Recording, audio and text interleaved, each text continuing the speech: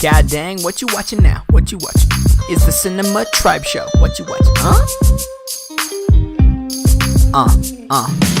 Intro to my cinema show. Here we come, now here we go. I got a movie film, or a couple, or a double Dutch now. Yeah, I got one question. Are you ready for discussion? Let's do it. Bonjour, je m'appelle Me, and you've tuned in to the Cinema Tribe movie show. I don't know why you did, but you did. I'm sorry. Anywho, we've got 3 movies being released today. Starting off with Kidnap, directed by Luis Prieto, director of a bunch of movies I can't pronounce, and 2012's Pusher. It stars Halle Berry as a mother whose kid is... well, you get the point. Seriously, Kidnap is a trash movie, a real dumpster fire, stink pile, poo-poo, schlockfest, real bad. It's apparent from the opening images that we're in for an emotionally manipulative and overall clumsy ride, like the Ohio State Fair. Oh god, I'm a bad person. But I'd be lying if I said I had a horrible time. This movie is a blast in the worst way, like the end of a porno, if you catch my drift. Personally, I recommend you grab a few of your closest friends and drag them to the theater immediately, because the most fun you will have all week awaits you. In fact, sneak in some liquor and drink every time she talks to herself in the car. You'll get liver poisoning in like 20 minutes. It'll be great. Alternate drinking games include drinking every time she says a catchphrase, drinking every time she gives an egregious monologue about maternal resilience, drinking every time she makes a moronic decision, drinking every time she yells Frankie or Marco, and drinking every time you laugh for the wrong reason. If you follow these simple instructions and eliminate expectations, you'll find true splendor in this atrocity against mankind. It didn't have to be this way though. There was actual potential here. Halle Berry can act, not in this movie, but she can act. The vast majority of the movie takes place in a car, and that can be fun, like Steven Spielberg's Duel or even Mad Max Fury Road. There's a lot of suspense and adrenaline pumping to be had with a feature-length car chase, but the inert direction here kills any sort of momentum the movie could have had. Then, after throwing the momentum out the window, the editor comes back through and chops the movie to shit until it's hardly even coherent. It's just Joe Pesci from Casino by the end.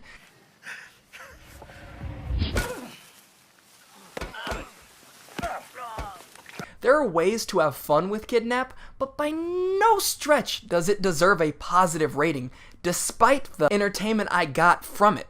Kidnap, you piece of shit, are a soft 1 to a hard 2. Guys, it's an entertaining week at the theater though, because this next one was also a lot of dumb fun. But at least The Dark Tower has a production value above that of a tomato, and so it already has Kidnap beat on that front. The Dark Tower is directed by Nicolas Arcel, who directed King's Game, Island of Lost Souls, Truth About Men, A Royal Affair, and now The Dark Tower. The Dark Tower is an unfaithful adaptation of Stephen King's series of novels in which a gunslinger, played by Idris Elba, wants to protect a tower that keeps evil away, and the Man in Black, aka Walter, played by Matthew McConaughey, wants to knock the tower down, a la Jenga. For literally decades, fans have been clamoring for this series of books that encapsulates all of Stephen King's work to be adapted.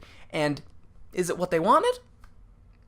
No, not even a little bit. This is pretty much just a young adult movie with some real cool action and Matthew McConaughey. There's not a whole lot to love here, but there's also not a lot to hate. It's fine. The movie actually has a really good pace and structure, and it trucks along for a breezy 95 minutes. But it's ultimately forgettable and completely uninspired. You'd think with actors like Idris Elba, we'd get a hero worth rooting for, but nope. Elba's the most boring and unenthusiastic I've ever seen him. Matthew McConaughey, on the other hand, he brings it. He's not scary. He's basically Kilgrave from Jessica Jones, but McConaughey's suavite and smooth, collected demeanor made every second he was on screen a breath of fresh air. It's not the movie fans were asking for, but it's not horrible either. Its only real sin is being too middle of the road. The Dark Tower, you dose of amnesia dust, are a soft 5 to a hard 5.5. And finally, the one we've all been waiting for. Detroit is directed by Catherine Bigelow, who is the creative mind behind Point Break, The Hurt Locker, Zero Dark 30, and now Detroit. Detroit tells the harrowing story of a horrifying night at the Algiers motel during the Detroit riots. Police think they hear gunfire coming from a building, and the movie is about the mistreatment and abuse these people experienced as the cops searched for the supposed weapon. Bigelow and her trusty writer Mark Bull are two politically driven individuals who don't make movies unless they have a message in mind.